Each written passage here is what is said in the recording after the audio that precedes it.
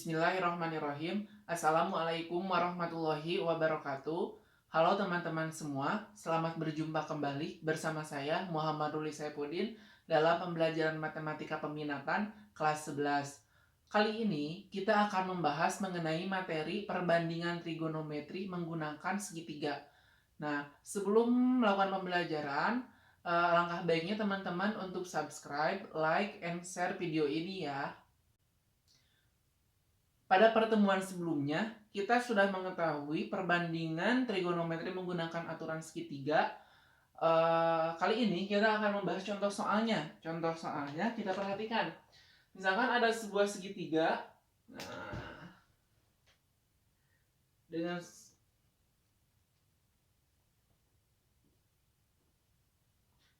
sudut tertentu, segitiga siku-siku. Kemudian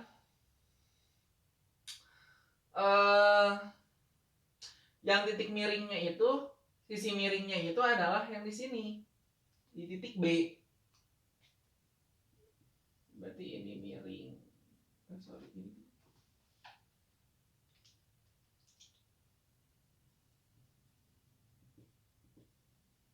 Kalau sudutnya di sini. Sekarang yang A-nya itu adalah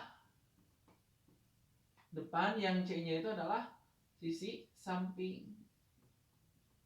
Kalau kita ingin mengetahui perbandingan sudut, kan sudutnya di titik A. Perbandingan sinus di titik A, berarti kita ingin mengetahui perbandingan trigonometrinya. Yang pertama, sin A sama dengan depan per miring. Berarti depan per miring A, ini B. Berarti A per B. Kemudian cos A sama dengan samping per miring. Berarti perbandingannya sampingnya titik C, miringnya adalah titik B. Berarti C per B. Sin cos tangan depan per samping. Depan per samping berarti depannya itu A, sampingnya itu C. Tangan, kemudian kotangan. Kotangannya berarti sadiknya, samping per depan. Berarti C per A. Kotangan sekan. Sekan itu miring per samping. Berarti B per C. Kosekan berarti miring per depan. Berarti B per A. Nah, ini untuk perbandingan trigonometri dengan sudutnya itu pada titik A. Nah, perbandingannya itu seperti ini. Nah, bagaimana kalau perbandingan sudutnya itu? Maksudnya gini, sudutnya itu bukan di titik A, tapi di titik C misalkan.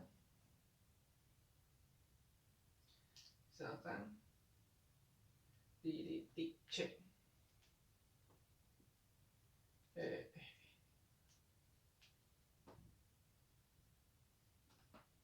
Nah, berarti kan gambarnya jadi gini. Gini kan, ini titik C, ini titik B, ini titik A. Nah,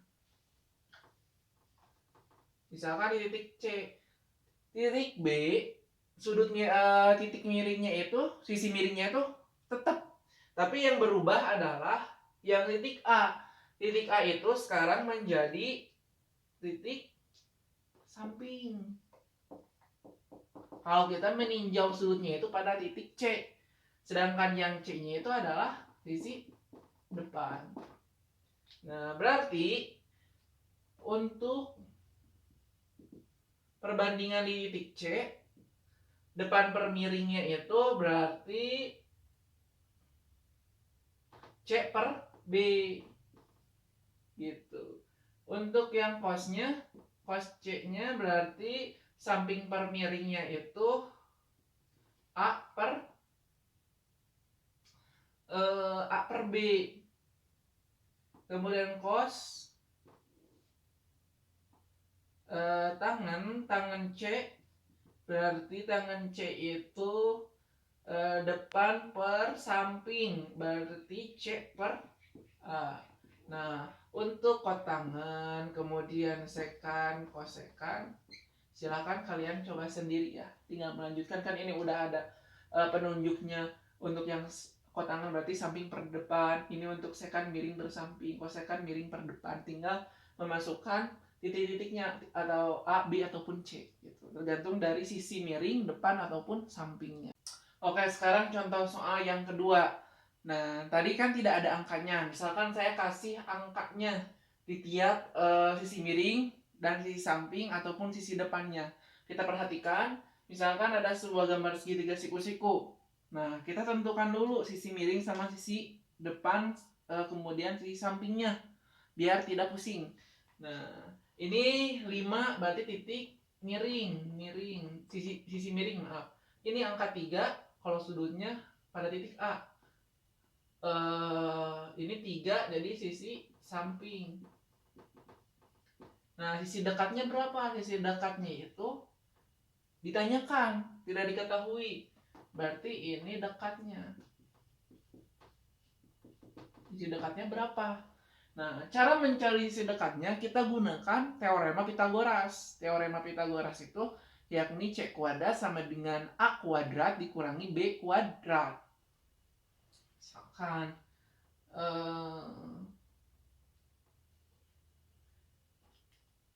tadi misalkan ini titik B, C, A kan. Jadi teorema Pitagorasnya itu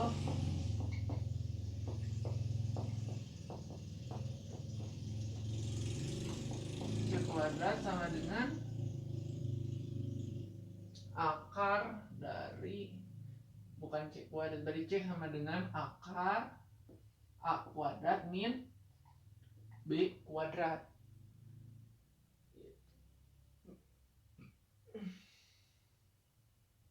Nah, sehingga C-nya itu A-nya berapa? A-nya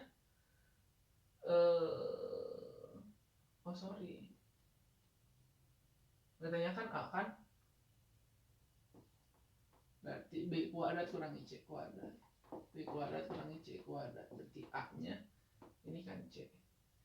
B kuadratnya 5 dikuadratkan kurangi 3 dikuadratkan, berarti A nya 25 kurangi 9, berarti A nya akar 16. Akar 16 4. Berarti sisi dekatnya itu atau nilai A nya itu adalah 4.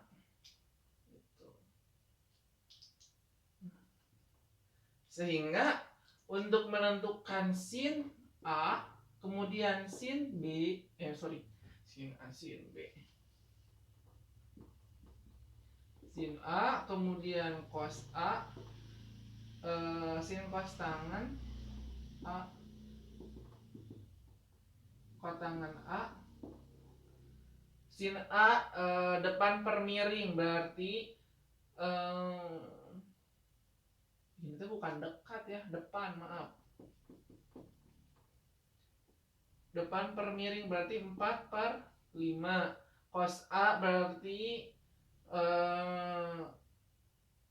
samping per miring 3 per 5. Tangan A berarti desa, depan per samping 4 per 3. Tangan A berarti untuk kotangan A samping per depan atau sade, berarti 3 per 4.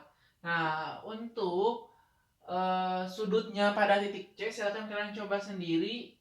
Kalian mencarinya sin C,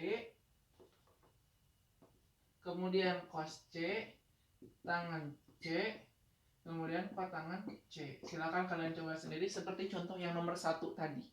Alhamdulillahirobbilalamin.